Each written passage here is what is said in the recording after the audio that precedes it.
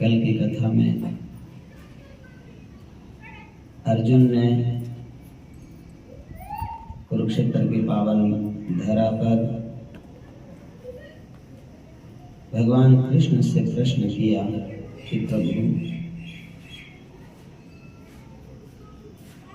ज्ञान श्रेष्ठ है या कर्म? यदि आप कहें कि ज्ञान श्रेष्ठ है तो मैं कर्म का त्याग करके आपसे ज्ञान की शिक्षा ले लेता हूँ, युद्ध की आवश्यकता ही नहीं पड़ेगी। यदि आप कहते हैं कि कर्म ही श्रेष्ठ है तो मुझे लगता है फिर काम करो अपना, ज्ञान की जरूरत क्या है? भगवान जी ने कहा, अर्जुन,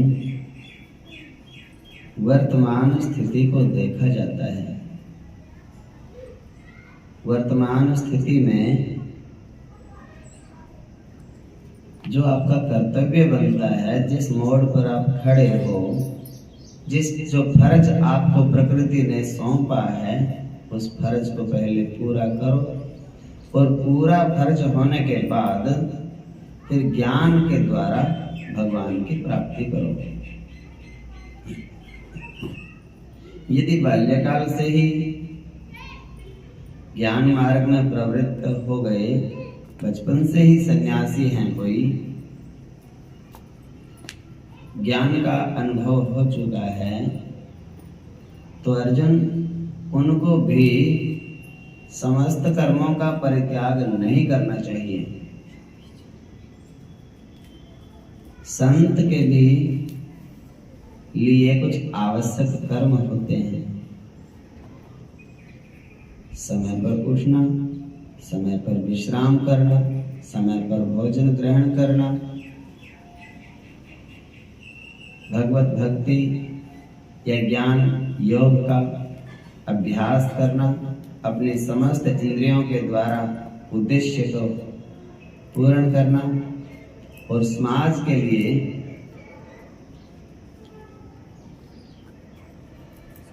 साधना करना।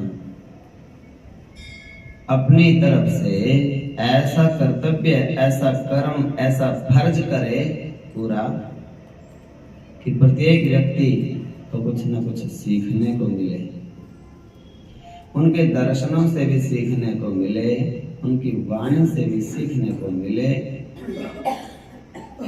उनके चरित्र से भी कुछ सीखने को मिले।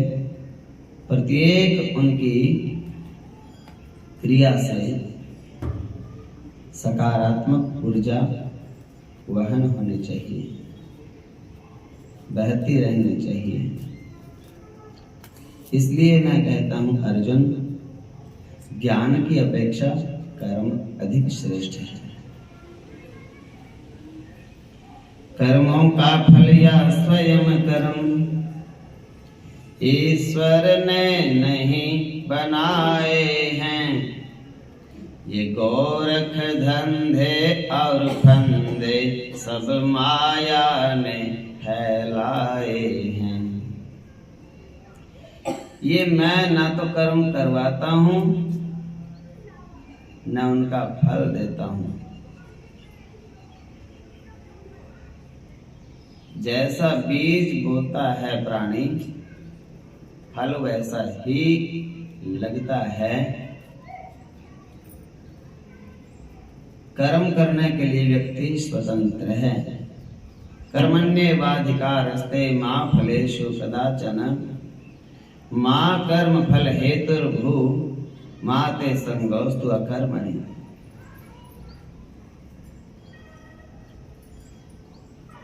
लेकिन एक विधान है। अर्जुन ने पूछा, प्रभु, यदि व्यक्ति कर्म करता रहेगा तो जन्म और मृत्यु उसकी होती रहेंगी, 84 के चक्कर में पड़ा रहेगा, कर्म बंधन में फंसा रहेगा। भगवान कहते हैं उससे छूटने का भी एक आसान सा उपाय मैं आपको बताता हूँ। सो क्या? कर्म व्यक्ति करे,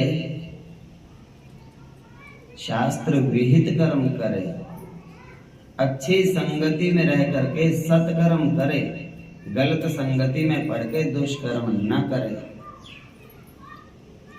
और सत्कर्म करने के बाद वो कर्म भगवान को सौंप दे। लो मेरे प्रभु, आज इतना बना, मैंने कुछ किया नहीं, आप ही कराते हो सब।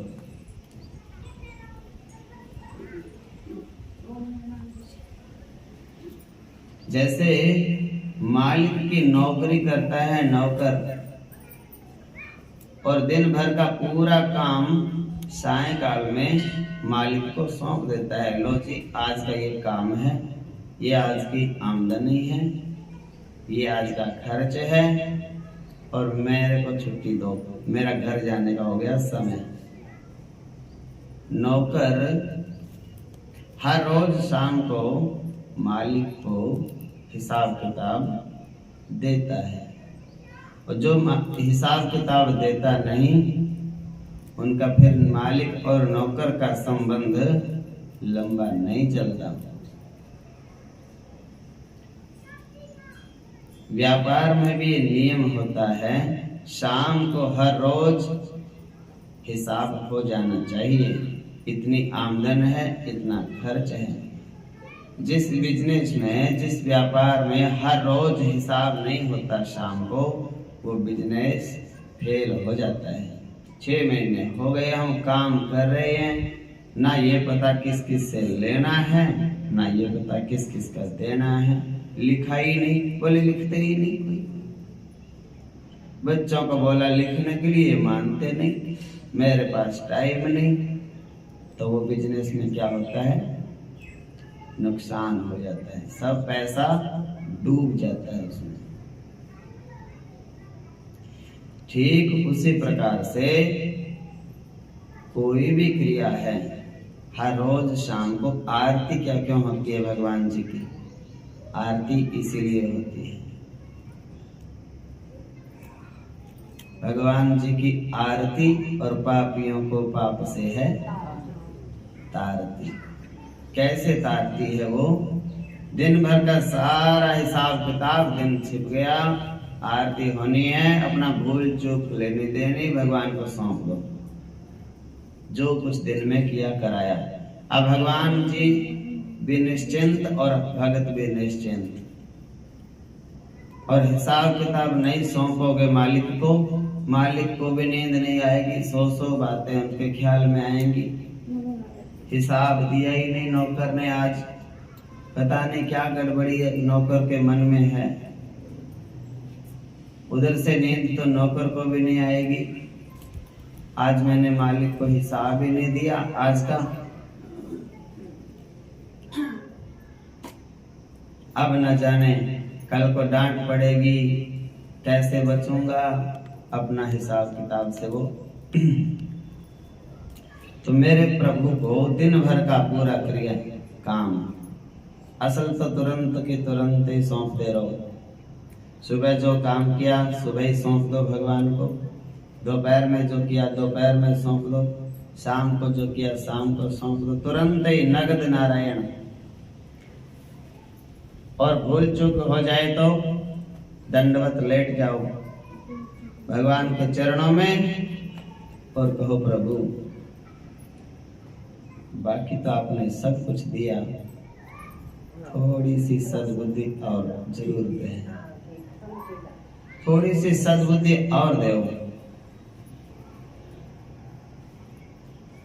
कुछ ना कुछ गलतियां होती रहती हैं, मन है मानता नहीं गलती करने से, लेकिन आत्मा फिर आपके चरणों में समर्पित है, बुद्धि आपको अर्पण है, आप इसको अपनी तरह सत्य बना दो। जैसे आप सत्य नारायण हो ऐसे बुद्धि को भी सतोगुणी बनाओ। और वही काम संगति का है। मतलब कहने का तात्पर्य ये है, जहां तक अपने सामर्थ्य है किसी भी क्रिया में खूब कोशिश करो कि गलत ना करें, हम सही सही करें। और अपने से बाहर हो कोई बात, चाहे अपना ही मन है, अपना कहना नहीं मान रहा, तो अपने बस की बात नहीं, फिर भगवान का सहारा ले लो, नाम का सहारा ले लो और भगवान को कह दो, प्रभु अब मेरे बस की बात नहीं, अब आप संभालो। और उस प्रार्थना को भगवान का संकल्प है, अवश्य सुनते हैं, जरूर सुनते हैं भगवान। लेकिन भगवान ये बात कभी सुनते नहीं कि दूसरों को सुधार दो। अगर हम यही प्रार्थना करते रहेंगे कि दूसरे लोगों को सुधार दो, ना, भगवान कहेगा तेरी बात कर, तुझे सुधरना हो तो मेरे पास उसके लिए उपाय हैं। तू अपने लिए प्रार्थना कर कि मैं तेरा मन सुधर जाए, तेरी बुद्धि सुधर जाए, तेरी दृष्टि सुधर जाए, तेरी वाणी संवर जाए, तेरी अगत संवर जाए, तेरा भविष्य उज्जवल हो जाए। तू अपने लिए कुछ भी प्रार्थना कर। अगर कहे हमारे बच्चों को सुधार दो, भाइयों को सुधार दो, किसी को सुधार दो, भगवान वो नहीं। क्यों? ये भक्ति का मार्ग है, ये ज्ञान मार्ग है। इसमें जो चलता है वही बढ़ता है। भगवान प्रार्थना सुनते हैं, लेकिन बाहर और अंदर दोनों से एक हो जाएं हम, अंदर से भी हम वैसे ही बन जाएं जैसे बाहर से हैं, और बाहर से भी वैसे बन जाओ जैसे अंदर से हैं। अच्छा बुरा की बात नहीं है, चाहे बुरे से भी बुरा है व्यक्ति, उसका कोई दोष नहीं, लेकिन ये नहीं है कि ऊपर ऊपर से अच्छा भी बनना है। कह दो भाई हम तो ऐसे हैं, भगवान के सामने क्या छिपाना, गुरु के सामने, भगवान के सामने कोई छिपाने की जरूरत नहीं। मैं तो क्रोधी हूं प्रभु, अब मैं तो क्रोधी ही हूं, अब आप संभालो, मेरे को कामी हूं तो आप संभालो, झूठ बोलता हूं तो बोलना पड़ता है, मेरी तो आदत है बोलने की, अब आप संभालो। निंदा चुगली की आदत है तो है वो, तब तक नहीं 10-20 मिनट करके तो शांति नहीं पड़ती, अब आप संभालो। मतलब अपने लिए छुपाना नहीं, ये नहीं कहना कि हम तो बड़े सच्चे हैं। भगवान को कहो भी जैसे हैं आपके हैं, जैसे भी हैं आपके चरणों में हैं, आपके अर्पण हैं, और जो कुछ भी मैंने किया सब वो आपको अर्पण है।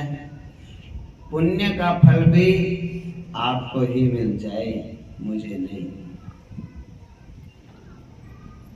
मेरे द्वारा किए गए सत्कर्मों का श्रेय आपको मिल जाए, मुझे नहीं। मैंने 100 व्यक्तियों का भला किया, वो भला मैंने नहीं किया, आपने ही किया। अगर हम उसको पुण्य का फल भगवान जी को दे देंगे तो जितने गलतियां हुई हैं हमारे से, पाप भी हुए हैं, उनका फल अपने को नहीं मिलेगा। पुण्यों का फल हम मांगेंगे भगवान जी से तो भगवान कहेंगे भाई हिसाब किताब बाकी है तेरा, कुछ पहले वो कटवाओ। किसी दुकानदार के पास में हम लगे, फ्री में काम कर रहे हैं, तो फिर तो वो जाने, लेना भी उसका, देना भी उसका, हम तो मौज करनी है, रोटी पानी खाना है और काम करना है। और अगर हम मांगेंगे उससे तनख्वाह, फिर तो खर्चा काट के देगा, तनख्वाह ले लो, तुम्हारे तरफ 800 रुपये बढ़ते हैं, पहले ही तुमने मेरे से ज्यादा खर्च करके रखे हैं, तो उसमें ये भगवान के साथ में भी फिर ये भगवान भक्ति नहीं है, ये तो व्यापार हो गया। जहां लेन देन आ जाता है भगवान के साथ, वो भक्ति नहीं। भगवान कहता है तो भाई वो आ रहा है, अब तो इस हाथ से लो, इस हाथ से दो। 2 माला तुमने जपी, 4 माला की तुमने पहले मांग रखा है सामान, अब 2 और जप लेना, मेरा बराबर हो जाएगा हिसाब। आगे का फिर शुरू करेंगे खाता नया। और जो कहता है हम तो कुछ मांगते नहीं प्रभु, माला जपते हैं, इसका फल भी तेरे को मिलता रहे, इसका फल भी नहीं चाहिए हमें। फिर मेरे प्रभु कहते हैं कि भैया ये तो मुक्त हो गया, अब इसकी चिंता मेरे को है। मुक्त का मतलब उसको कोई चिंता नहीं, मुक्ति है चिंताओं से मुक्ति का नाम। जिसको अगले जन्म की चिंता नहीं, पिछले जन्म की चिंता नहीं, स्वर्ग नरक की चिंता नहीं, लेन देन की चिंता नहीं, बीमार होने की चिंता नहीं, सेवा कोई करे ना करे उसकी चिंता नहीं, घर वाले उठा के बाहर फेंक दे, बाहर वाले उठा के घर में फेंक दे, कोई चिंता नहीं। ये तो मिट्टी है, फेंक दो जहां फेंकनी है। हाँ, अंदर तो राधे राधे चल ही रहा है, ये तो ऊपर का कवर है, इसको क्या फर्क पड़ता है। इसको कोई पैरों पे हाथ लगाने से भी ये सोने का नहीं बनता। और वो तो अगलों का काम है, लगाएंगे तो आशीर्वाद ले लेंगे, नहीं तो क्या ले लेंगे। भला बुरा बोलेंगे तो दुराशीष निकलती है, सीधी सी बात है। तो इतनी सहनशीलता आ जाए कि मेरे प्रभु कोई चिंता ही नहीं है मुझे, तो रोटी मिल जाएगी तो खा लेंगे, नहीं मिल जाएगी तो पालन करता तो आप हैं, दुनिया को दोष क्यों देऊं। किसी ने कहा ही नहीं मेरे को कि हम पालन करता है। शास्त्रों को पढ़ा, शास्त्रों में लिखा गोविंद कृष्ण माधव विष्णु वही पालन करता है। सृष्टि के कीर्ति को कण देता है, हाथी को मण देता है। अब मेरे को बासी रोटी दी है तो किसी सुरेंद्र का क्यों दोष है इसमें, तो भगवान की माया है। मतलब बात यह किसी का दोष नहीं है, वो लाख गरम करके भी दे देगा और अपने भाग्य में नहीं है गरम, वो तो सामने रखे रखे फोन पे बात करते रहेंगे, ठंडी फिर हो जाएगी। जब गरम है ही नहीं भाग्य में, 6 बार बनवा लो, जब अपने भाग्य में गरम रोटी नहीं है खानी तो वो गरम नहीं खा सकते हम। और जब सौभाग्य से भाग्य में है तो 3 दिन की बासी कोई रख देवे थाली में, इतने में दूसरा गरम गरम पूरी लेके आ जाएगा। बोले गुरुजी जन्मदिन था, हमने सोचा दौड़ के जाओ, अभी तो खाई नहीं होगी। और मैं कहता हूँ ले आओ भैया, अभी तो बस लगा था, खाए गुड़ की तोड़ी नहीं, तेरी वाली को खाएंगे। अब बात है वो सौभाग्य की बात है, वही बात है। एक सिद्धांत है, हमें जो सुख या दुख मिलता है जीवन में प्रारब्ध से मिलता है। इस जन्म का उससे कोई लेना देना नहीं, ये नियम है, इसको सीखना है। शांति मिल जाएगी अगर सीख गए तो। ये पिछले जन्मों का हिसाब किताब है, सुख हो या दुख है, इस जन्म का उससे कोई मतलब ही नहीं। और दूसरी बात यह, भगवान से यदि मिलना हो हमको, हमें भगवान से मिलना है, उसका भी एक नियम है, सिद्धांत है, संविधान है, कानून है। क्या?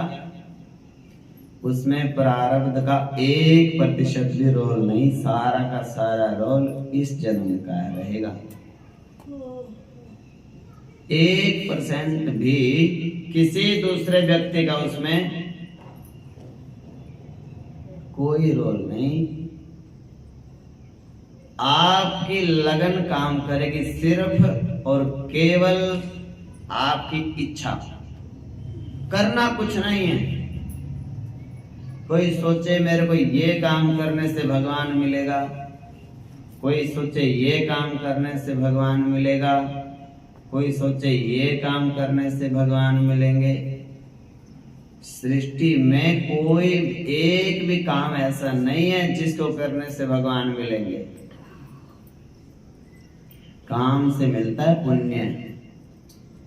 दान करोगे तो पुण्य बढ़ेगा, कोई भी काम जाप करोगे तो पुण्य बढ़ेगा, शास्त्र पढ़ोगे तो पुण्य बढ़ेगा, कथा सुनोगे तो जीवन जीने की कला सीख जाओगे। भगवान नहीं मिलेगा। भगवान किस तरह से मिलेगा? क्या ऐसी क्रिया है जिससे भगवान मिलेंगे? एक ही कार्य ऐसा है जिससे मेरे प्रभु मिलते हैं, और वो काम क्या है?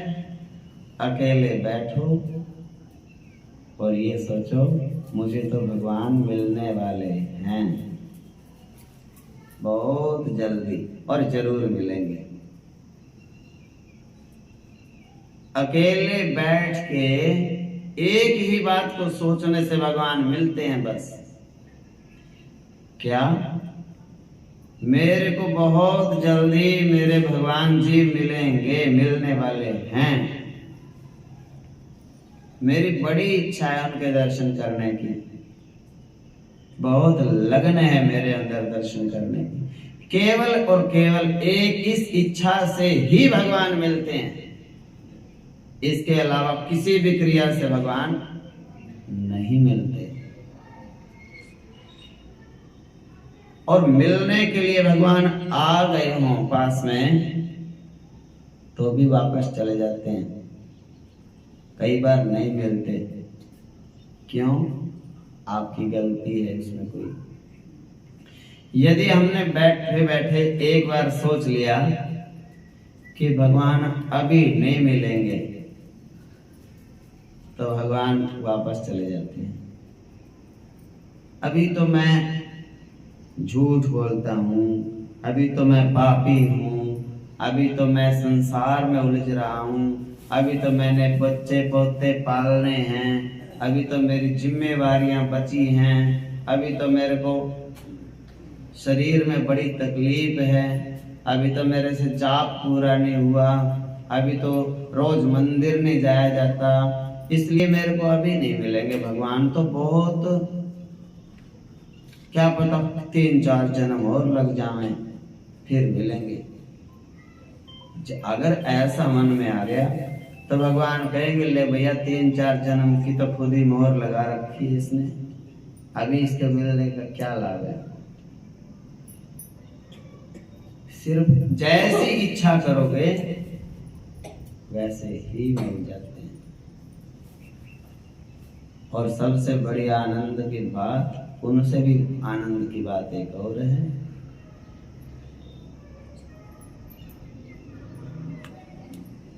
अपने घर में मंदिर में ठाकुर जी विराजमान होते हैं सबके, उनके सामने बैठो और सीधा सीधा कहो कि मिल तो गए भगवान मेरे को, और कब मिलेंगे?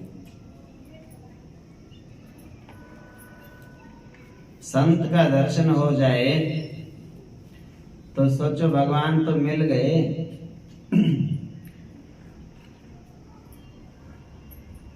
तो प्रभु से मिलना हमें समझना है। इस बात को, ये बात समझने की है।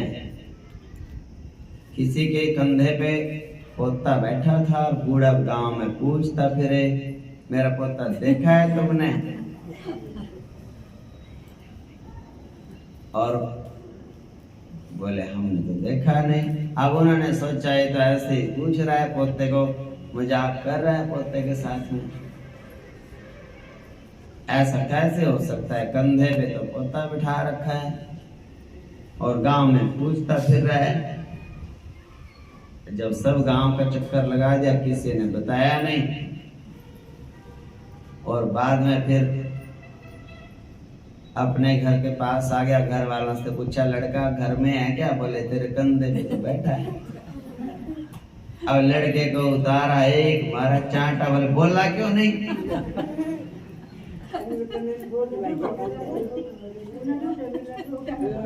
तो बात इतनी सी है, भगवान जी तो आपके साथ रहते हैं हर पल। आप ढूंढते फिरते हो,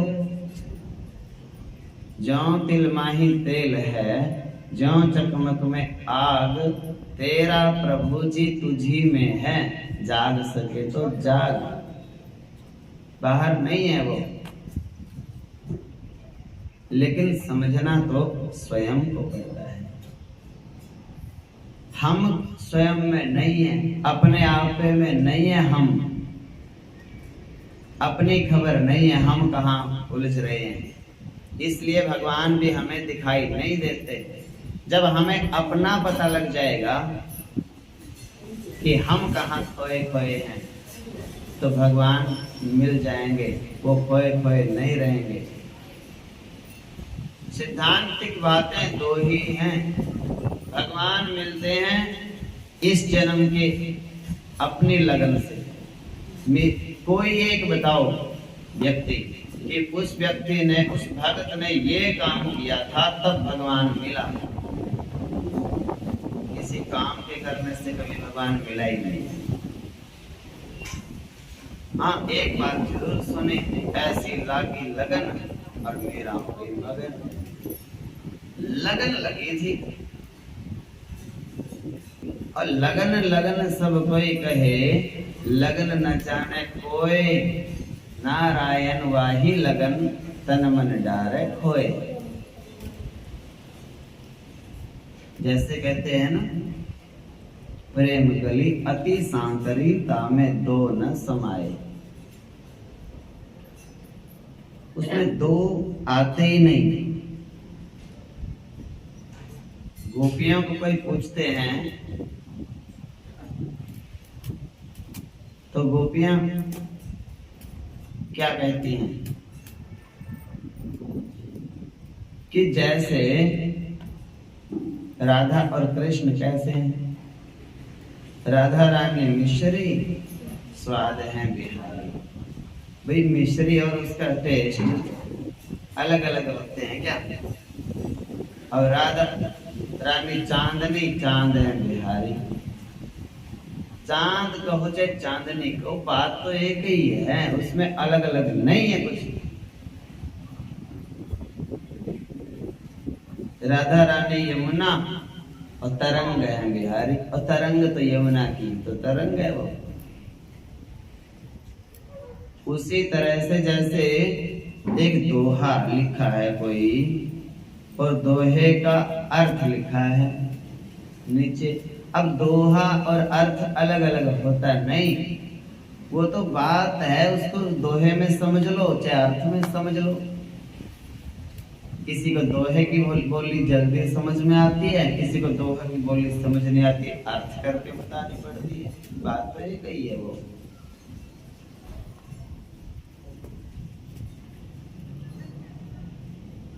लगन लग जाए बस। और लगन के लिए भी कोई ऐसा नहीं है कि पेपर नजदीक आ गए तो ज्यादा पढ़ना पड़ेगा ना। ये साधारण सी बात, जितने आप दिमाग से बोझ उतार दोगे उतनी जल्दी भगवत प्राप्ति हो जाती है। कैसे? जैसे लोभी को धन प्यारा होता है ना, ऐसे बस लोभी को धन प्यारा है, लेकिन वो कहीं बताता थोड़े फिरता है कि मेरे को धन प्यारा है, मेरे को धन प्यारा है। बस अंतर में उसके रहती है बात कि मिल ही जाए कहीं ना कहीं से तो ठीक है। आज का दिन तो ऐसे ही चला गया खाली खाली सा, और उसको संतुष्टि होती नहीं, जोड़ जोड़ के रख के चले जाते हैं। बस बात है कि लोभी को जैसे धन प्यारा है, मन की बात है उसको। वैसे ही भगत को ये होना चाहिए कि प्रभु धन धन का तो क्या करना है, आप ही मिल जाओ। अब सबसे मिलके देख लिया, अब तो आपको ही देखना चाहता हूं। प्रभु पूछ मुझसे मैं क्या चाहता हूँ, प्रभु पूछ मुझसे मैं क्या चाहता हूँ। मैं तुझसे तुझे मांगना चाहता हूँ, मैं तुझसे तुझे मांगना चाहता हूँ।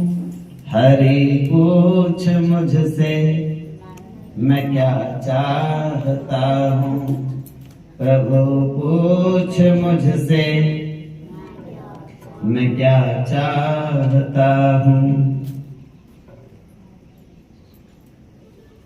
मेरे गोविंद से एक ही बात बोलते रहो कि आपसे बस आपको ही मांगना चाहता हूँ। बनाया हुआ तेरा संसार देखा, बनाया हुआ तेरा संसार देखा। बहुत जन्म ले लेके हर बार देखा, बहुत जन्म ले लेके हर बार देखा। हर एक शय में तेरा चमत्कार देखा, हर एक शय में तेरा चमत्कार देखा। पर अब मैं तुझे देखना चाहता हूँ, पर अब मैं तुझे देखना चाहता हूँ। प्रभु पूछ मुझसे मैं क्या चाहता हूँ, मैं तुझसे तुझे मांगना चाहता हूँ। मुझे पहनना पीना खाना दिया है, बहुत घूमने को जमाना दिया है। हर एक बहलने का बहाना दिया है, हर एक बहलने का बहाना दिया है। पर अब तुझसे ही बहलना चाहता हूँ, पर अब तुझसे ही बहलना चाहता हूँ। प्रभु पूछ मुझसे मैं क्या चाहता हूँ, मैं तुझसे तुझे मांगना चाहता हूँ।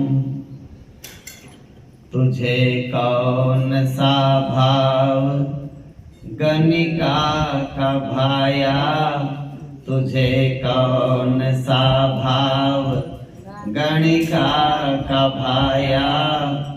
सदने की किस बात पे रहम आया था, सदने की किस बात पे रहम आया। अजामिल के तू किस इशारे पे आया, अजामिल के तू किस इशारे पे आया। वही राज मैं जानना चाहता हूँ, वही राज मैं जानना चाहता हूँ। प्रभु पूछ मुझसे मैं क्या चाहता हूँ, मैं तुझसे तुझे मांगना चाहता हूँ। गणिका में कितने अवगुण थे, सदन कसाई में कितने दोष थे, अजामिल कितना दुराचारी व्यभिचारी था, लेकिन सबको भगवान मिल गए। भगत कहता है प्रभु उनसे मेरे अपराध कुछ कम है क्या? कम हो तो और करूं? आप बस ये बताओ मिलोगे कैसे? भले ही सारे गुनाहों की सजा दे दो, बात इतनी सी है आपकी और मेरे बीच में कि आप मिल जाओ। गुनाहियों को होता है दीदार तेरा, तब तो यकीनन नंबर है मेरा। खताओं का है नत्था सिंह में बसेरा, खताओं का है नत्था सिंह में बसेरा। मैं हर जुल्म की अब सजा चाहता हूँ, मैं हर जुल्म की अब सजा चाहता हूँ। प्रभु पूछ मुझसे मैं क्या चाहता हूँ, बस तुझसे तुझे मांगना चाहता हूँ। बोलिए वृंदावन। मेरे प्रभु से मांगना ही कुछ, इसके सिवा नहीं। एक ही इच्छा रखो कि प्रभु आप मिल जाओ।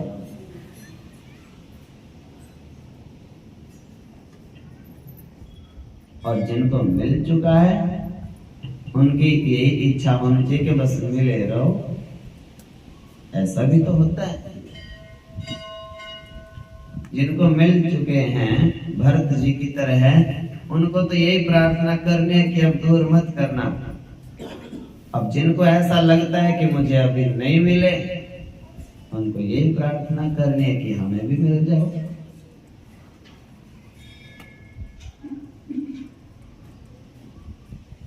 टूटे न लगा ये तार रहे, जगदीश हरे जगदीश हरे। कितना आनंद है मेरे प्रभु, कितना निर्मल हो जाता है भक्त का मन, बुद्धि, शरीर पुलकित हो जाता है, हल्का हो जाता है शरीर। तो चिंताओं से मुक्ति का नाम ही मोक्ष है। दिमाग में से संसार को निकाल करके भगवान को बसाना है बस। या तो संसार को भूल के भगवान को बसा लो, या संसार को भगवान मान के भगवान को बसा लो। वो अपनी अपनी विधा है, अपनी अपनी समझ है, अपनी अपनी कला है। संसार को भगवान मानने की समझ है हमें, संसार को भगवान मान लो। जो भी सामने आए, सिया राम मैं सब जग जानी, करऊं प्रणाम जोर जुग पानी। सब मेरे लिए तो सीता मैया हैं, और पुरुष सब मेरे लिए राम भगवान हैं। मैं तो सबको प्रणाम करता हूँ। पता नहीं कितने दिन के सांस है। कोई दूसरी बात मन में नहीं होनी चाहिए। ये बात करते तो गुरु जी करते हो जाता जिस जीव को इस प्रकार अभ्यास, कभी न फिर उस जीव के दुख फटकता पास। रहता कुछ उसको नहीं, बाकी करना सिद्ध। योगी जन के नाम से होता वह प्रसिद्ध।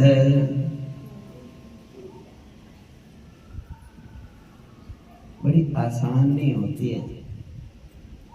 छोटा बालक होता है ना, उसको बड़ी आसानी रहती है, कुछ बात में थप्पड़ मार दो रोने लग जाता है, पर 10 रुपए दे दो हंसने लग जाता है। वही आंसू तो चिपके रहते हैं, पर रोने की जगह हंसी आ जाती है। फिर उसको हंसने के बाद फिर बताते हैं आंसू तो पहुंच गए। हाँ, हंस भी लिया रो भी लिया, दोनों काम हो लिए, आंसू ऐसे ही लगे रहते हैं। और उससे भी छोटा बच्चा हो वो और भी अद्भुत होता है, उसको माँ मार के और माँ के ही चिपकता है। हाँ, चलो थोड़ा बड़ा होने के बाद माँ मारेगी तो दादी के चिपकेगा, लेकिन उससे भी जब छोटा होता है ना, और छोटा, उसको जब मारते हैं माँ मारते हैं, माँ के ही चिपकता है वो। बड़ी ये कमाल की विद्या है। लेकिन इस विद्या को जीव जैसे जैसे बड़ा होता है तो भूलने लग जाता है।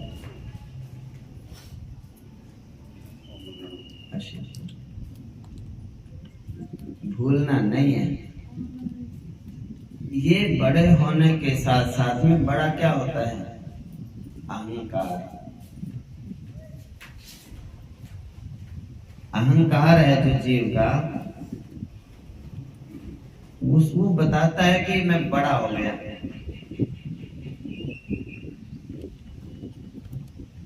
उसको कोई पता नहीं होता भगवान का रूप है वो, बाल रूप में, और ऐसा ही बना रहे साधारण बड़ा होने के बाद भी, तो लोग उसको क्या कहते हैं? ये तो भोला भंडारी है, इसको तो भगवान का रूप है ये तो। और जहां से मन में ये आता है ना, मैं कम थोड़े, अब मैं छोटा थोड़े ही हूँ, अब तो मैं भी बड़ा हो गया। कई बच्चों के मन में आती है ना, जब वो 10-12 साल के होते हैं तब उनको माँ बाप कहते हैं बस अभी तो छोटा है तो ना, छोटा क्यों? मैं छोटा कैसे हूँ? अब तो मैं बड़ा हो गया, अब तो मेरे को भी अकेले खेलने जाना है, अब तो मैं अकेला मामा के भी जा सकता हूँ। तो अब वो छोटा नहीं मानता अपने आप को। जहां से वो छोटा मानना बंद करता है ना, वहीं से उसको फैशन का पता लग जाता है। ये बात समझ की है बस। फैशन का बच्चे को पता लग गया तो सोच लो उसको ये मन में आ गई कि अब मैं छोटा नहीं, अब तो मैं बड़ा हो गया। फिर उसको बोलते हैं 10 रुपए की चीज ले आओ दुकान से। हाँ, इन कपड़ों में थोड़ी जाऊंगा। हाँ, फिर तो दूसरे कपड़े चाहिए। दुकान, ये पास में दुकान है, उस दुकान तक ना कोई मतलब नहीं। अब उसको पता लग गया, बाहर की हवा लग गई, अपने से बड़ों के साथ में घूमने लग गया ना, तो उसको पता लग जाते हैं। अब वो बड़ों को भी अपने से 5 साल बड़े को कहेगा तेरे को कुछ पता ही नहीं, मेरे को ज्यादा पता है। अहंकार वो साथ साथ में बढ़ रहा है। अब फिर उसको पता चल जाता है, अब गाली दे दी तो फिर गाली का भी दुख आता है।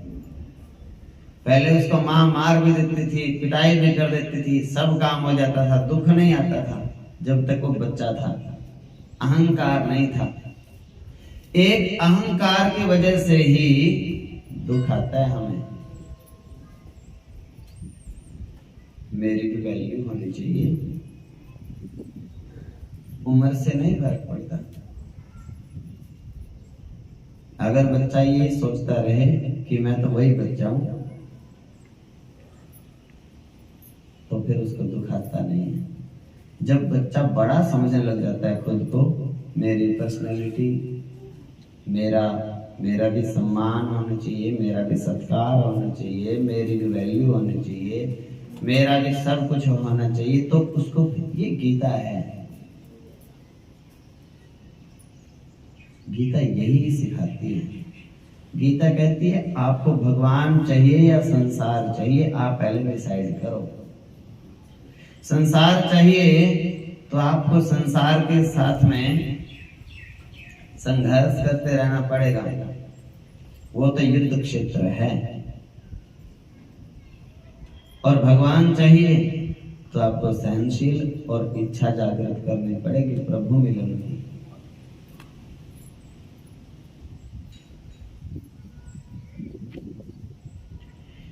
चेष्टा उस योगी की सारी और की और हो जाती हैं, भूमंडल की सब सृष्टि उसे और की और दर्शाती हैं। समदर्शी वह हो जाता है, कोठे उसके खुल जाते हैं। संसारिक कोठे नहीं,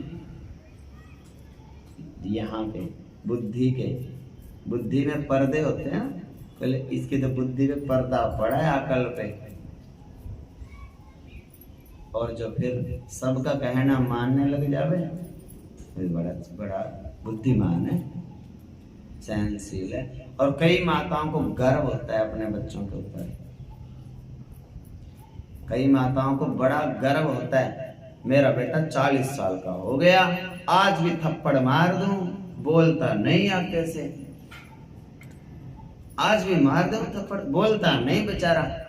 तो ये गर्व की बात होती है। माता पिता के सामने ये सिखाया जाता था पहले। अब छोटे बच्चे हैं, अगर उनको हम यही सिखाएंगे कि दादी को उत्तर दो आगे से, तो फिर वो तो उत्तर ही देंगे। फिर तो सबका ही उत्तर है, वो एक के लिए थोड़ा ही है वो।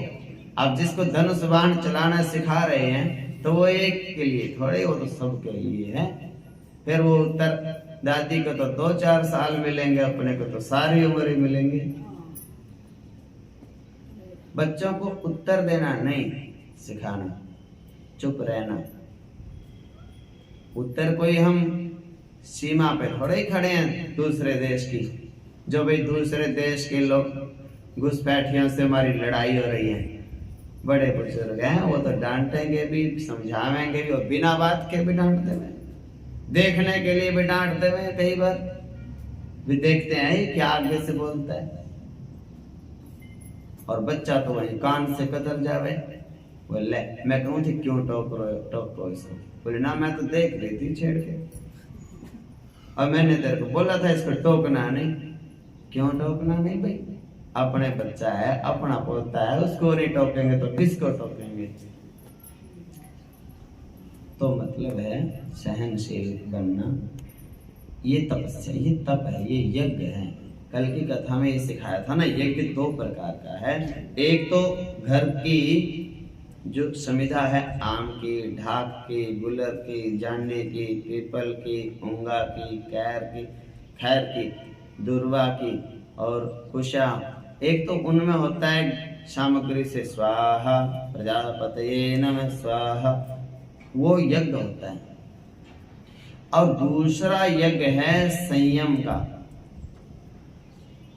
हम बैठे हैं, हमारे अंदर ज्ञान की अग्नि है, ज्ञान है, भरा पड़ा है ज्ञान। और ज्ञान यही है कि लो भैया तुम सब मेरे को क्रोध दिला के दिखाओ, और मैं ये बैठा तुम्हारे सब के बीच में।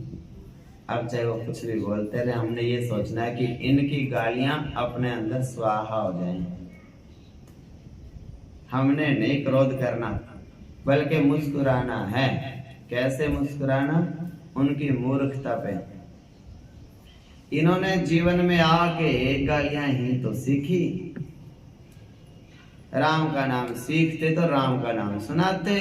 अब जो इन्होंने सीख रखा है कीर्तन, वही हमारे को सुना रहे हैं। अब हम अपना क्यों दिमाग खराब करें?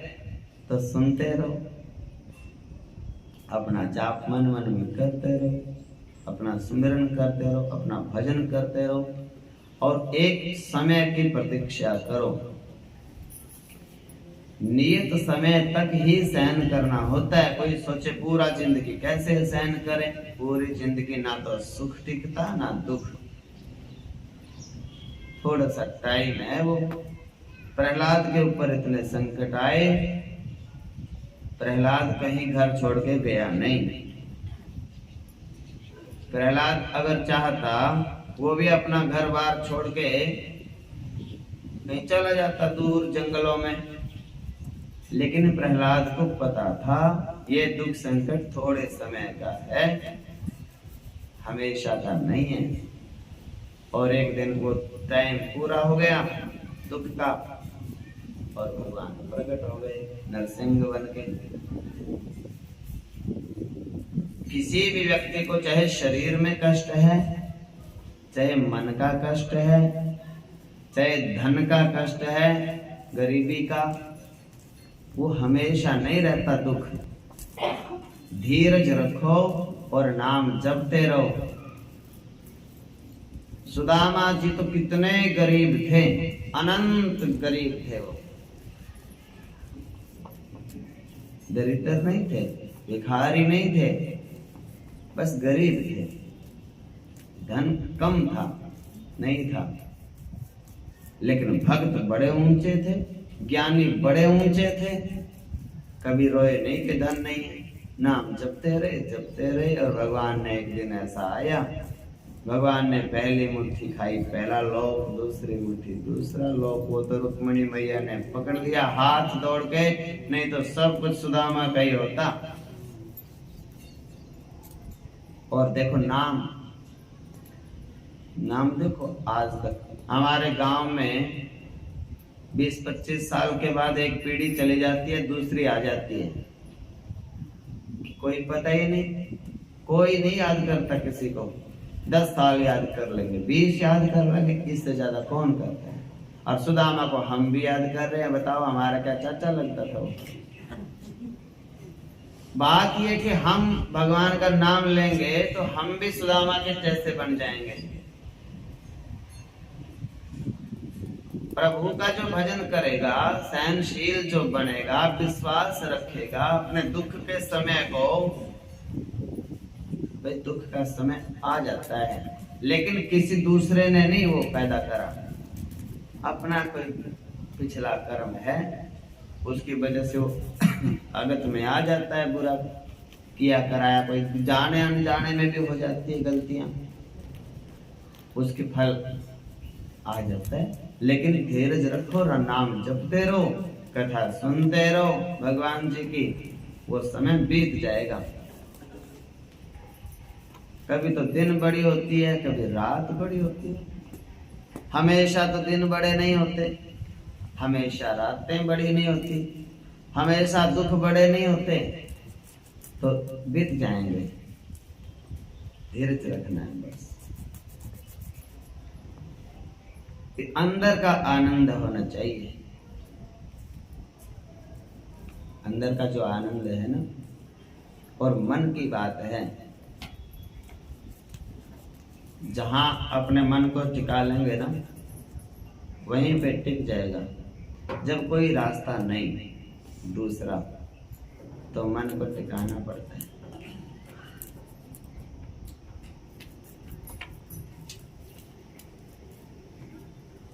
समदर्शी वह हो जाता है, कोठे उसके खुल जाते हैं।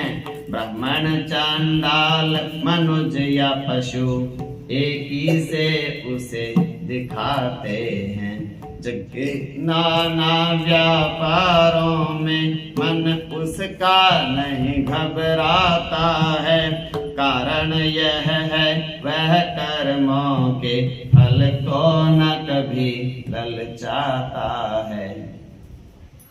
कर्मों के कर्म करता है, वो फल के लिए ललचाता नहीं है।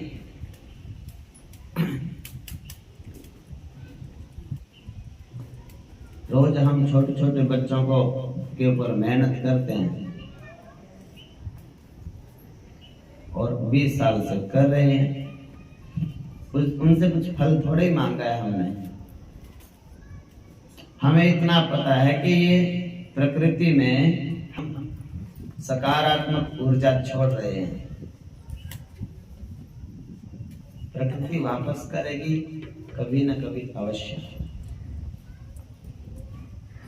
तो ऐसा सोच के प्रकृति में छोड़ना है हमने।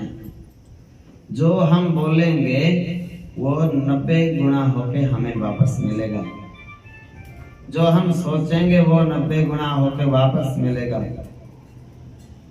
जो हम करेंगे वो भी उतने ही गुना होकर के हमें वापस मिलेगा। लेकिन उसके करने के पीछे हमारी नीयत बड़ी शुद्ध और पवित्र होनी चाहिए, तो उसका फल लाभदायक होगा। जो इन बच्चों को इतना अच्छा अच्छा हम समझाते हैं, ये सकारात्मक ऊर्जा आज के 10 साल बाद, 20 साल बाद, 50 साल बाद, 100 साल बाद यहां दिखेगी। जहां जहां पर भी बिखेरेंगे वहां दिखेगी। भगवान कृष्ण ने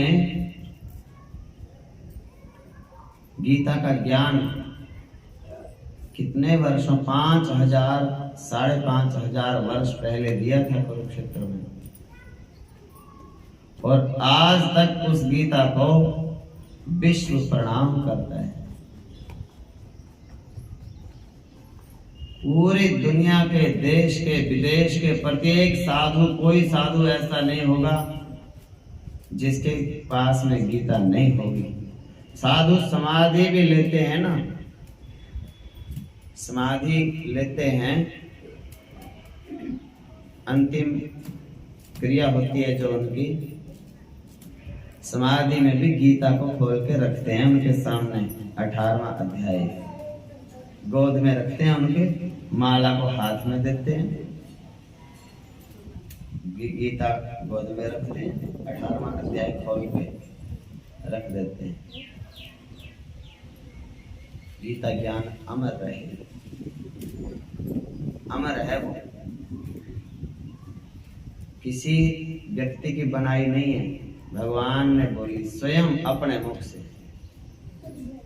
किसी पंडित ने नहीं लिखा उसको, किसी देवता ने नहीं, स्वयं भगवान ने अपने मुख से बोली।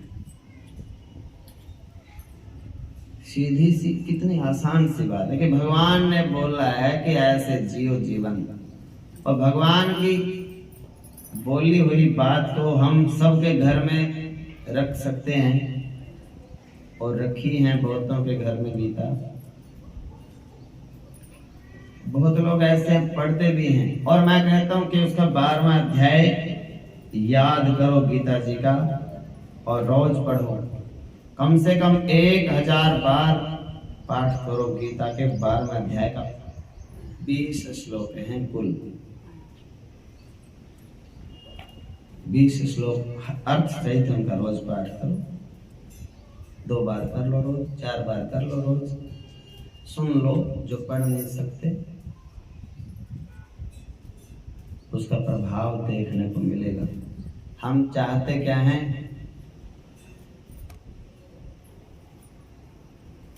उसकी गहराई में नहीं उतरते, उनकी, भगवान की आज्ञा का पालन नहीं करते। भगवान ने कहा है कर्म करो, फल की इच्छा मत करो। हम क्या करते हैं, पहले फल की इच्छा, फिर लगते हैं कर्म में। एक एक सूत्र है, उस सूत्र को मानना पड़ेगा, उसके ऊपर चलना पड़ेगा। हम रिजल्ट पहले चाहते हैं, भैया क्लास में दाखिला लिया नहीं, पढ़ाई करी नहीं, पेपर दिए नहीं, और पहले मेरिट में नाम आना चाहिए। मेरिट लिस्ट में कैसे आएगा? तुम निश्चिंत होकर पढ़ते रहो, तुम्हारा काम पढ़ना है। तो मैं कहता हूं गीता जी का 12वां अध्याय ऐसा मान लो कि भगवान को मैं मिलना चाहता हूं, और भगवान कहते हैं कि मैं तब मिलूंगा, ये काम कर पहले जो 12वें अध्याय में मैंने लिख दिया तेरे लिए। अब उस काम को कर दो और भगवान मिल जाएंगे, बस सीधी सी बात है।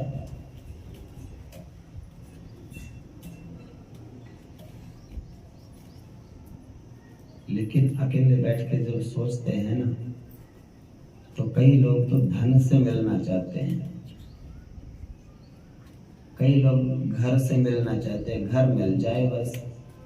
कोई कहता है धन मिल जाए, कोई कहते पोता नौकरी लग जाए, कोई कहता है बस कमर गोडे ठीक हो जाएं, बात तो जो बात ये समझने की बात, ये अकेले की बात है अपनी। अकेले बैठ के आदमी का पता ही नहीं वो क्या मांग रहा है भगवान से।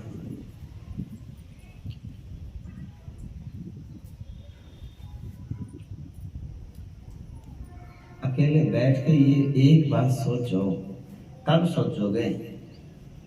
कौन सा वो मुहूर्त आएगा, कौन सा दिन आएगा जब अकेले बैठ के एक ही बात सोचोगे कि भगवान आप ही मिल जाओ ना। रोज कथा सुनते हैं, इतने कथा में समझाते हैं, क्या करूंगी मैं? नौकरी पोता लगेगा, पोते बोले कि बहू और अगले दूर चली जाएगी, मैं तो फिर वैसी की वैसी। मेरे को तो आप ही मिल जाओ, मेरे प्रभु भगवान आप मिल जाओ, और ऐसे मिल जाओ कि मैं मरूं भी नहीं और आप मिल भी जाओ। ये ज्ञान की बात है ऊंची।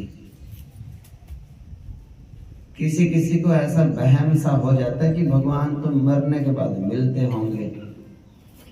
ऐसे मिल जाओ भगवान कि अब देखो बुढ़ापा का समय है, आप मिल जाओ, आप और मैं दोनों आराम से रहेंगे, बात करेंगे, और आपके सहारे मैं 2 फूल के खा लूंगी और मेरे सहारे आप खाते रहना। हाँ, आपको 2 भजन मैं सुनाऊंगी, 2 बातें आप सुनाना मेरे को। आपके साथ मुस्कुराहट को देख के हम भी मुस्कुरा लेंगे, हमें देख के आप मुस्कुराते रहना। प्रभु से ऐसे सहज से जितना मिलेंगे ना, और जल्दी मिल जाओ, आज ही मिल जाओ।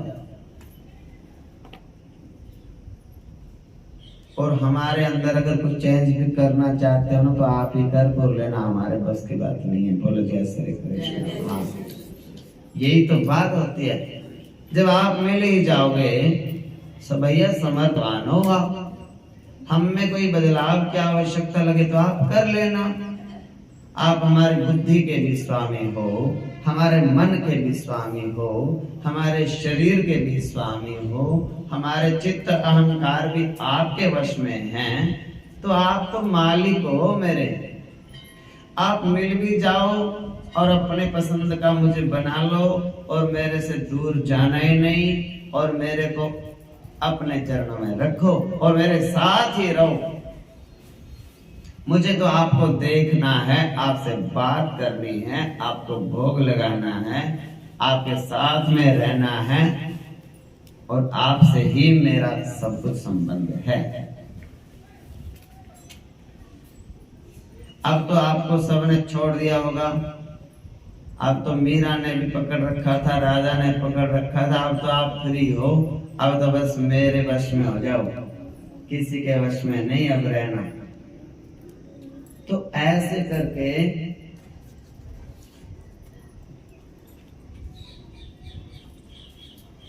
तो सीधा सीधा तरीका है मेरे प्रभु से मिलने का। इसमें तीसरे का कोई काम ही नहीं। एक हम और एक हमारे प्रभु, बस दोनों होते हैं। हमें तीसरे की कोई शर्म नहीं। हाँ,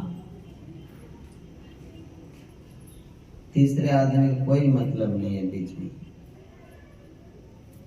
और तीसरा कोई अपना होता नहीं। अपने तो भगवान होते हैं और भगवान के हमें, बाकी तो सब मीठे कीड़े हैं, मतलब के हैं। मतलब स्वार्थ लाभ करें सब प्रीति, सुर नर मुनि सबकी यह रीति। दुनिया में आपसे कोई भी प्रेम करेगा वो बिना मतलब के नहीं होता। मतलब तो जरूरी है। बिना मतलब के संसार में प्रेम होता ही नहीं।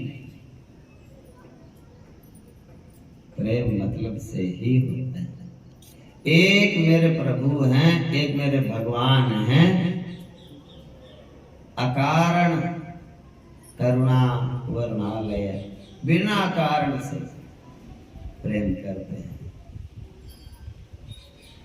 उनका वो हमसे प्रेम करते हैं, हम में ऐसा कोई गुण नहीं है जिससे वो प्रेम करें।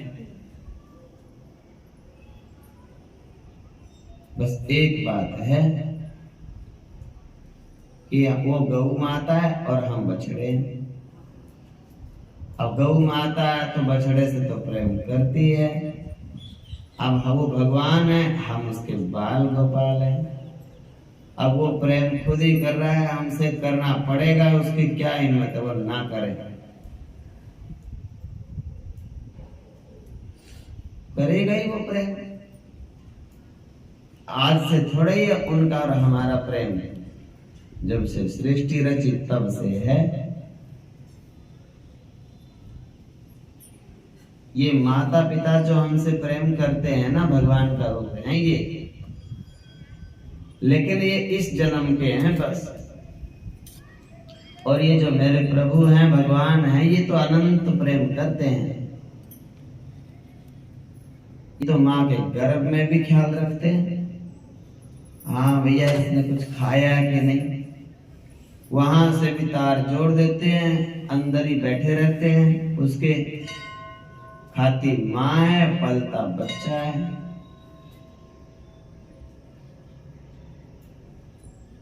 बाहर तो डॉक्टरों को बनाना पड़ता है, दांत चढ़ाने पड़ते हैं, बाल काले करने पड़ते हैं, कुछ कुछ करना पड़ता है, बहुत सामग्री सामान बाहर से लेके आना पड़ता है। और वो माँ के गर्भ में बैठा रहता है मेरा प्रभु, पता नहीं चलता कहाँ से वो लेके आता है, कौन सी मिट्टी लाता है। कभी आंख बनाता है, कभी कान बनाता है, कभी नाक बनाता है, कभी सांस डालता है, कभी दांत, कभी कुछ बनाता है, कभी कुछ बनाता है। माँ को पता भी नहीं लड़का है कि लड़की, कुछ नहीं पता। माँ तो बस अपना एसी चला दो, आराम से काम करना नहीं, रेस्ट बता रखा है। माँ को कोई चिंता ही नहीं। अब भगवान को बड़ी चिंता है। और देखो सबसे बड़ी बात आनंद की, उस बच्चे इसके पास बैठा रहता है, बात करता है उससे। वो बच्चा कहता है निकाल दो मेरे को यहाँ से, ना बोले ना निकाल, फिर भजन नहीं करेगा। उसको सारे याद करा देता है वहां, उसको दर्शन भी, उसको प्रसन्न भी, उसको सब चीज वहां पड़े पड़े। वो कहता है हे नारायण मुक्त कर दो यहाँ से। बोले क्यों? मैं भजन करूंगा तेरा। बोले मैं यहीं याद आ रहा हूं तेरे को। बाहर जाते ही जब तेरे को हवा लगेगी ना, मेरा पोता ऐसे करेगी ना माइया, और सब भूल जाएगा भगवान भगवान को। हाँ, एक तो फोन, एक मोटरसाइकिल की चाबी, बस यही तेरे को फिर याद रहेंगी। अब ऐसे ही तो होता है बच्चों को, एक तो फोन, एक मोटरसाइकिल में बिठाओ, बाहर घुमा के ले आओ।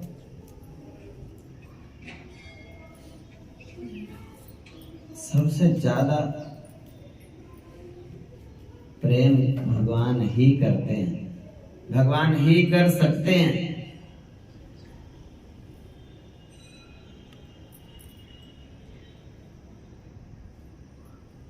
उनके अलावा प्रेम होता नहीं है, ये सिद्धांत है। बातें होती हैं कुछ सैद्धांतिक, उनको जो समझता है वही भक्ति भी कर सकता है। यदि आपको प्रेम चाहिए कि हमसे कोई प्रेम करे, एक सिद्धांत है, एक नियम है सृष्टि का। वो नियम ये है कि भगवान के सिवाय कोई प्रेम करता ही नहीं, कर सकता ही नहीं।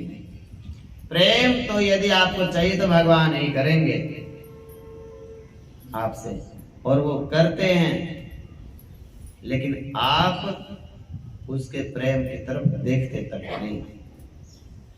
भगवान जो आपसे प्रेम करते हैं, उस प्रेम को आपने एक पल के लिए भी देखा ही नहीं। इसीलिए जो प्रेम आप करते हो संसार से, संसार भी देखता नहीं है आपके प्रेम को। ये बदला वहीं पे उतर रहा है। भगवान आपसे अनंत प्रेम करते हैं, आप मुड़ के भी देखते नहीं कि भगवान मेरे से प्यार कर रहे हैं। उसका फल फिर क्या मिलता है कि आप संसार से अनंत प्रेम करते हो और संसार आपको मुड़ के देखता तक नहीं। काम निकला बच्चा सुखी, गम निकली बच्चा सुखी। भैया अब क्या जरूरत है, अब तो अपना काम बनता, भाड़ में जाए जनता। तो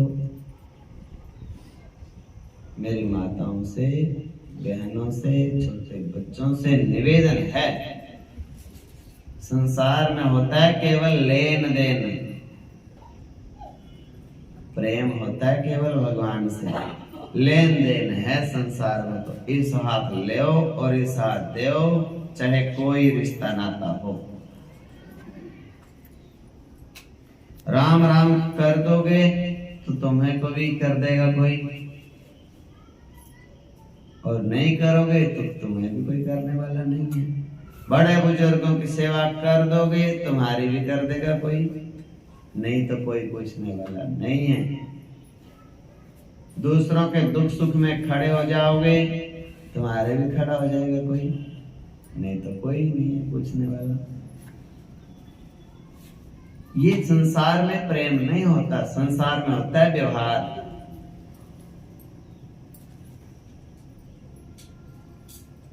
संसार में केवल व्यवहार होता है, और संसारिक लोग व्यवहार के इतने आदी हो जाते हैं, भगवान से भी व्यवहार करते हैं, भगवान से भी प्यार नहीं करते, भगवान से भी मांगते ही मांगते रहते हैं बस, और मांगना आता ही नहीं। वही चीज मांगते हैं जो यहीं पे रह जाएंगी। ये चीजें जो आप मांग रहे हो भगवान से, पहले भी यही थी जब तुम्हारा जन्म हुआ, और जब तुम चले जाओगे तब भी यही रहेंगी। आप आए थे जैसे खाली और वैसे ही खाली चले गए। क्या लेके गए, क्या करके गए? जब हम पैदा हुए थे अपने साथ जमीन तो लेके नहीं आए, धरती नहीं लेके आए, और यहाँ पैदा हुए और भगवान से जमीन मांगने लग गए कि भगवान 1 किला है 10 कर दो इनको। और जमीन मांगते मांगते हमने अपने 60 साल इसमें बिता दिए, और भगवान ने 10 कर दिए वो, और हम चलते बढ़े। आप ये बताओ कि वहां जाके फिर भगवान हमसे पूछने लगे कि भैया तेरे को मैंने भेजा था धरती पे, क्या क्या करके आया? तो भगवान को जाके ये कहें भाई 1 किला था 10 करके आया। भगवान कहेगा 10 कहां से ले आया? बोले उसी के पास में ही तो थी वो भी, वो तो नजदीक लगती थी पहले, वही तो है, पहले भी वही थे वो 10 के 10, आज भी वही है 10 के 10। कहां से लेके आया, कहां से बढ़ाई, कहां से घटाई? धरती तो 71% ही थी, 71 ही आज भी है और उतनी ही रहेगी। ना तो जल, हाँ जल है जो 71% है, और धरती 30 के आसपास है, तो धरती उतनी ही है, वो घटती बढ़ती नहीं है। अपना अहंकार बढ़ाया तूने तो 60 साल तक, लकीर खींचता रहा हर साल, आज यहाँ तक की मेरी, आज यहाँ तक की मेरी, अब यहाँ तक की मेरी, अब यहाँ तक की मेरी, और 10 किलो के ऊपर लकीर खींच के मर गया। बता अब बता तेरी कौन सी है? बोले अब तो कोई भी नहीं मेरी। तो भेजा किस काम के लिए था तेरे को? भेजा था भगवान का भजन करने के लिए, सत्संग करने के लिए, कीर्तन करने के लिए, सेवा करने के लिए, साधना करने के लिए, सहयोग पुण्य दान करने के लिए। इनमें से तो कुछ किया नहीं, संतों की सेवा कभी की नहीं, आए गए अतिथि मेहमान को कभी भोजन कराया नहीं, चलते को प्यासे को जल भी पिलाया नहीं, भूखे को गौ माता को किसी कन्या को कन्यादान तक दिया नहीं, फिर क्या करके आया? मतलब कहने का तात्पर्य है बस कर्म करते रहो और सेवा समझ के करो। जैसे मंदिर में काम करके खुशी होती है ना, घर में काम करके भी ये समझो कि मंदिर में ही किया है। अगर घर में सोचोगे कि घर में काम किया है तो अहंकार बढ़ेगा और पतन का कारण बनेगा, भक्ति नहीं बढ़ेगी। घर में काम करके ये सोचो कि भगवान का काम किया मैंने, ये घर भगवान का ही है। रोज की कथा में मेरे एक ही पॉइंट के इर्द गिर्द घूमती है और बड़ी आसान सी सीधी सी बात बताता हूं कि काम करो, काम तो करना है, जितना बने उतना करो, ज्यादा नहीं बने कम करो, काम करना तो जरूरी है। बस करके ये नहीं कहना कि मैंने तुम्हारा काम कर दिया। दादी ने तो बहुत काम कर दिया आज, ना बेटे मैंने तुम्हारा नहीं, मैंने तो भगवान का, गुरु जी ने बताया कि घर भी मंदिर है, इसमें भगवान बैठे हैं और मैंने तो भगवान का मंदिर समझ के काम किया है। ना तो किसी बहू का काम किया, ना पोतों का काम किया, ना बेटों का काम किया। मैंने तो मेरे फर्ज बनता है, मैं भी इस घर में रहती हूँ, मैं भी इस घर में रोटी खाती हूँ, मेरा मन करा थाली बैठी क्या बढ़ेगी, काम ही कर ले थोड़ा बहुत, और भगवान के लिए किया। यही सत्संग है, यही ज्ञान है, यही भक्ति है।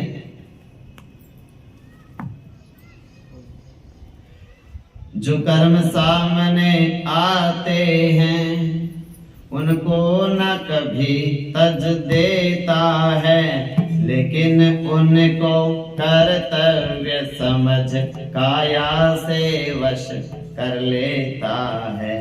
जड़ चेतन द्रव्यों में उसको ईश्वर का तेज चमकता है, सब जीवों में सब समय उसे ईश्वर का बिंब झलकता है। और सेवा करते करते सबसे आसान बात बताऊं, सबसे आसान बात प्रभु से मिलने की और आनंद की। हम सेवा कर रहे हैं और किसी भी जीव पे नजर पड़ जाए,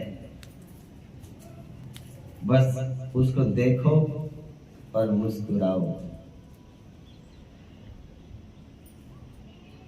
मान लो नुकसान कोई कर रहा है तो उसको तो रोकना है, चाहे वो कुत्ता है, चाहे बिल्ली है, चाहे गाय है, चाहे कोई भी है। नुकसान बच्चा को है तो रोकना पड़ता है, नुकसान करने वाले को तो रोकना फर्ज बनता है अपना। बच्चा है कोई शरारत कर रहा है तो रोकते हैं उसको। लेकिन अगर शांत अपने डोल रहा है कोई भी जीव, घर में है हम काम कर रहे हैं, कहीं पे भी हमारी नजर पड़ी आसपास,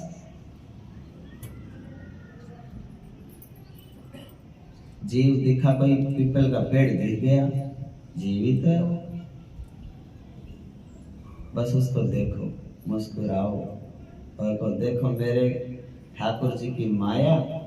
ये कहता है मैं वृक्षों में पीपल मैं ही हूँ, पीपल बन के खड़ा है। आनंद से हम आराम से कीर्तन करते हैं और कृष्ण जी ऊपर पीपल बन के खड़े रहते हैं, हमारे ऊपर छाया करके रखते हैं। अब मैं उठ के वहां तक जाऊं श्री विग्रह को प्रणाम करने के लिए, इतनी सामर्थ्य नहीं है बार बार। इसी को प्रणाम करती हूँ मैं, पीपल को ही। यहीं बैठे हैं पास में, ही अपना काम बन गया। इतने में कोई दूसरा जीव आया, कुत्ते के रूप में पास में से निकल गया, जय जय श्री कृष्ण। हाँ तू ही तो है सब में, तो यहीं से मान लो मेरी प्रणाम। कोई भी जीव पे नजर पड़े ये उसको प्रणाम कर दो कृष्ण कह के।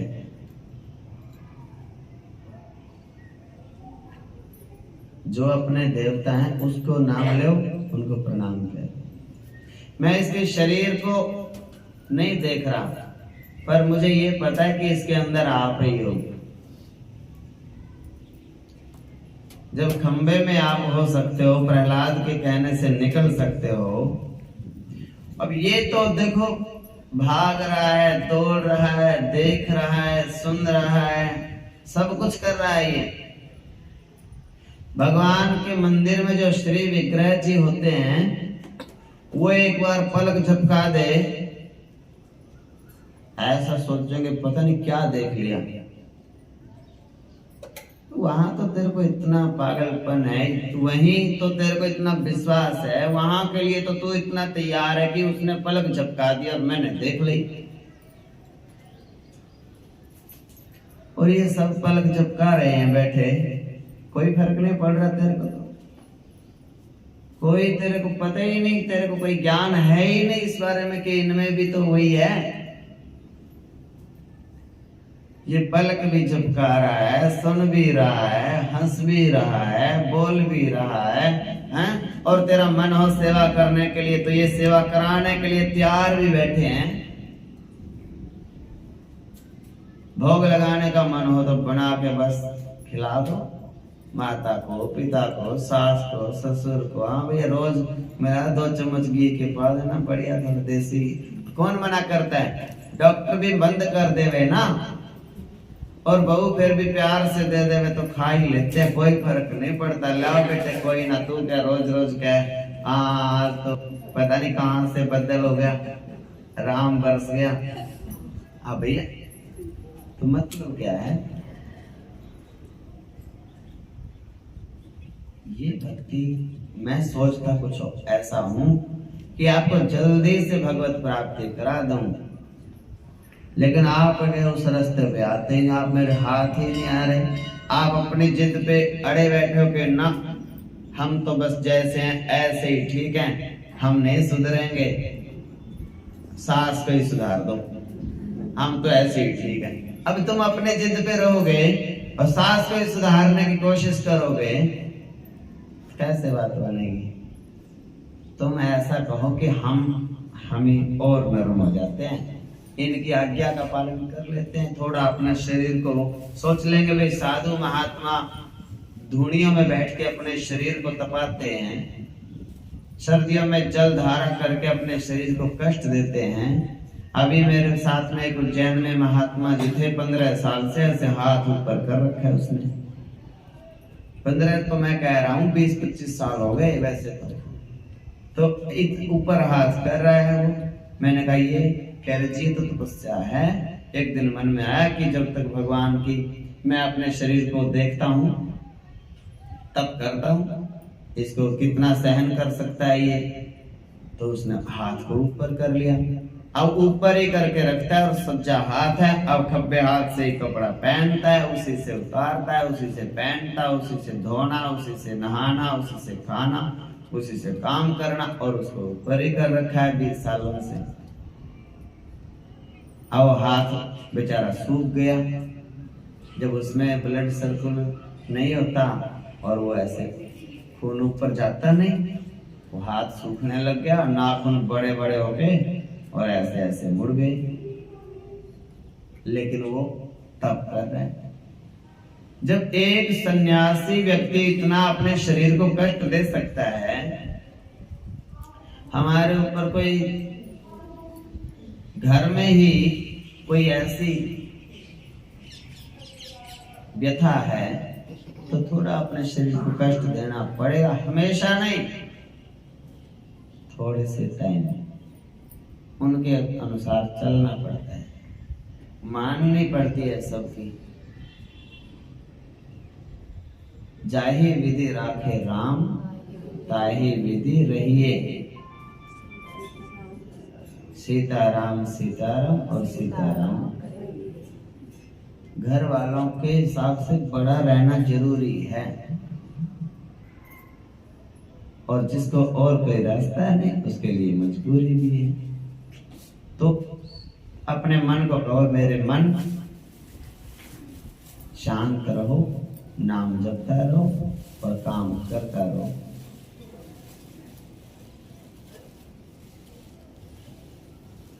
तो ये जो विधि बताई कि कोई भी जीव पे नजर पड़े, उसमें कृष्ण को दर्शन करके उसको प्रणाम कर दो।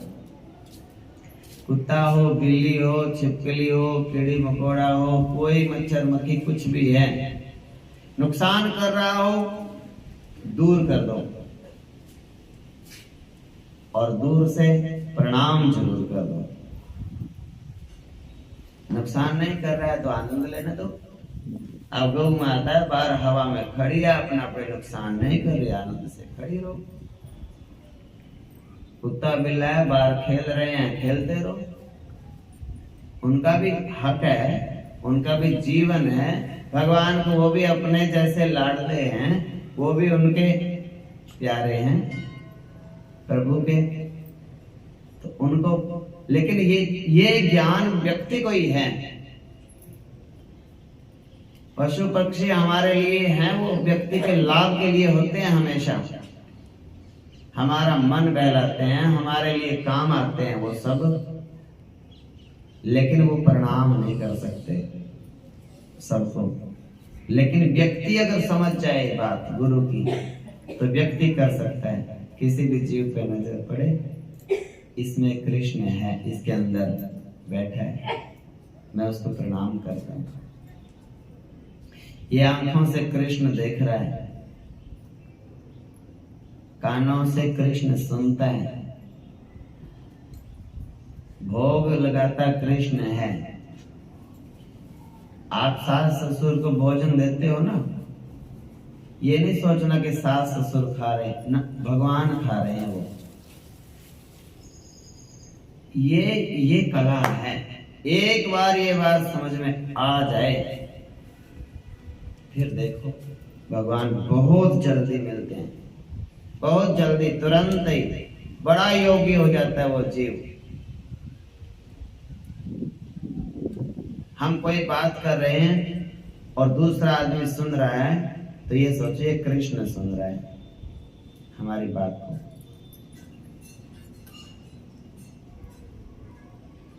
हम गाली दे रहे हैं किसी एक को, तो सोचो कृष्ण को दे रहे हैं।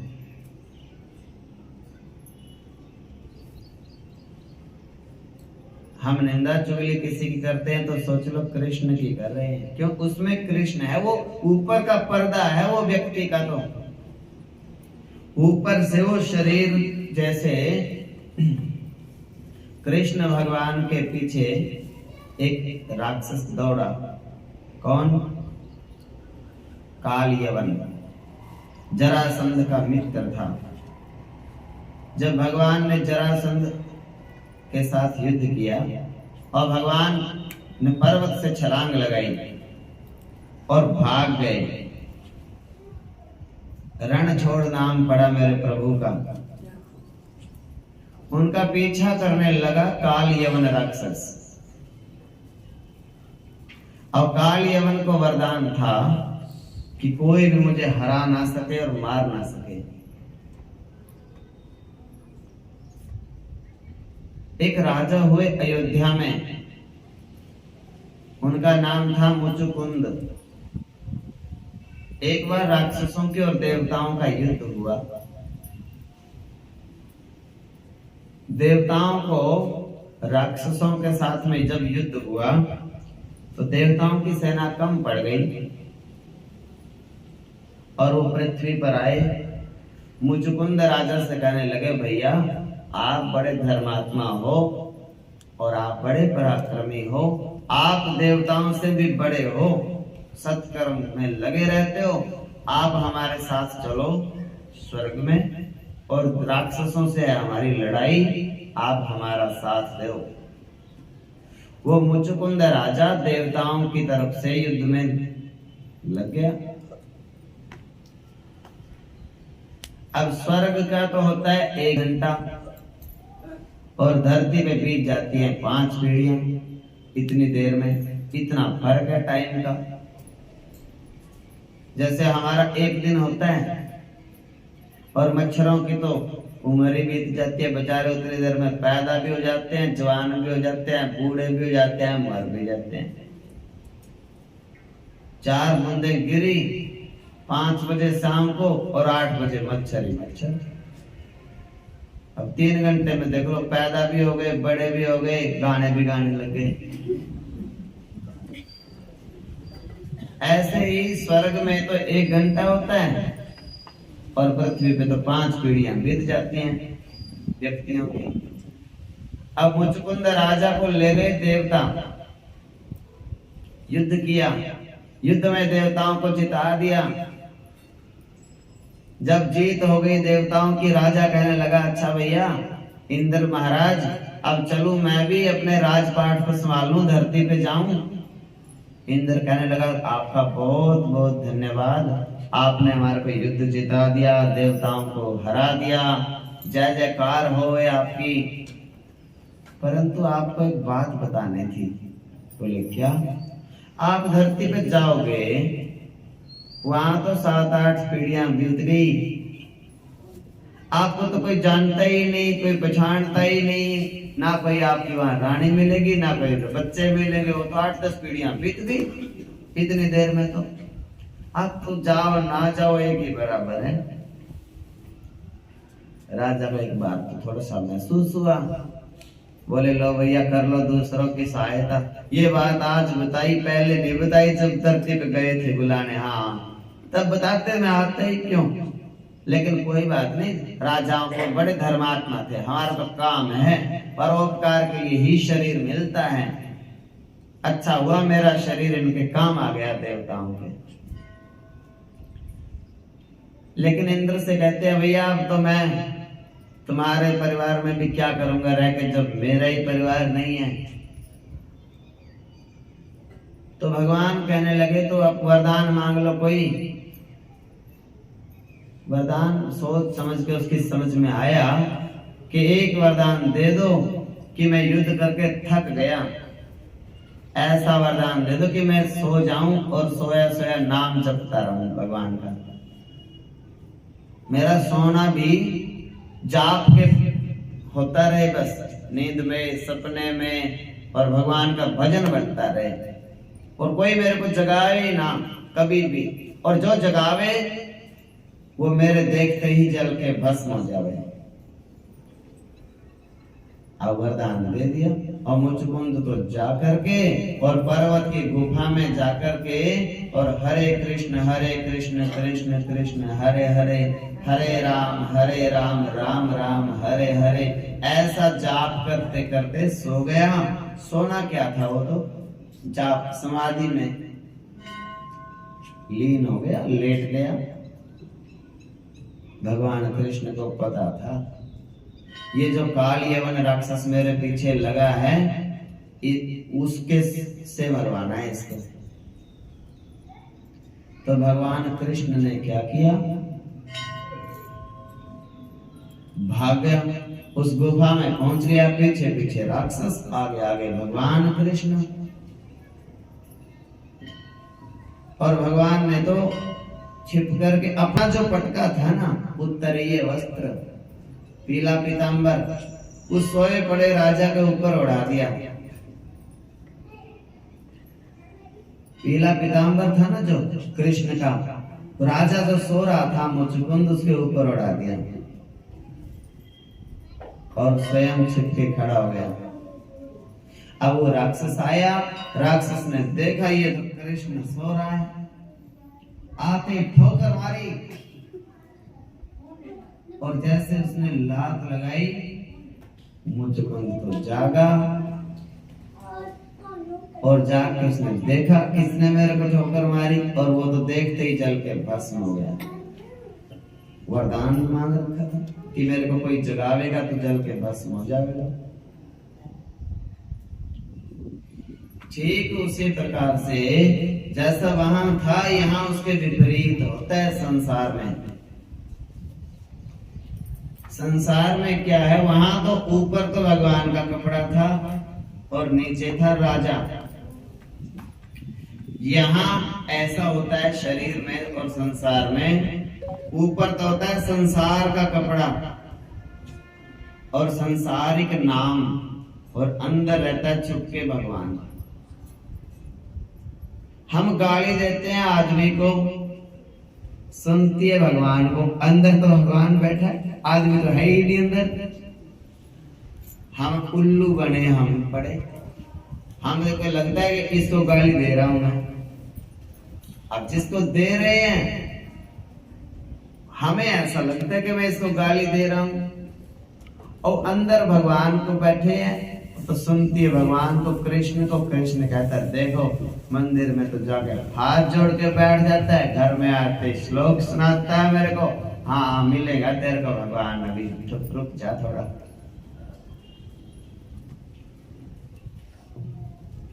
समझ रहे?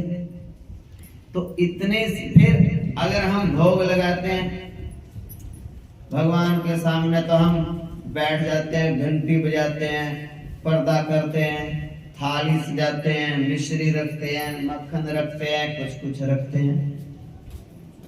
और पति देवता ने, सास ने, ससुर ने कह दिया भैया खुल के ले आओ ना, अभी तो भोग, हाँ अभी तो भोग नहीं लगाया, बैठे रहो अभी।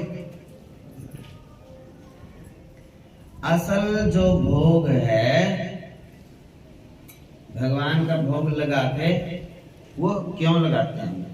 वो लगाया इसलिए कि बच्चों को सिखाना है शुद्धि और बुद्धि। अगर हमने भोग नहीं लगाया अपने घर में ठाकुर जी का, तो बच्चे शुद्धि बुद्धि भूल जाएंगे।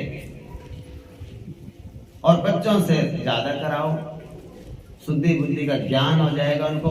पहले की बुढ़िया थी ना, डंडा साथ में रखती थी, घड़े का क्या मजाल, कोई हाथ लगा दे पानी पी ले।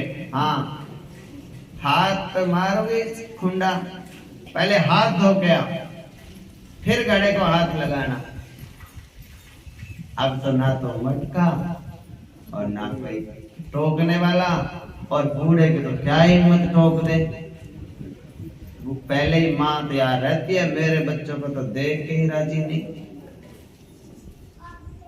और ओक से जल पीते थे, और एक लोटा उसके ऊपर सारे पी लो जल भैया।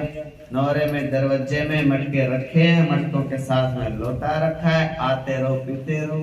माताएं तो सवेरे रख देती थी, एक बार शाम को घड़े भर के रख देना था बस, कोई आओ कोई पियो। तो जो अपने बड़ों को प्रसाद देते हैं ना, ये देख के देना, ये ऊपर से तो ये है इंसान का चोला, लेकिन ये भोग जो खा रहा है वो भगवान है। इसी विचार के साथ में आपको समर्पित करते हुए कथा विश्राम लेती है।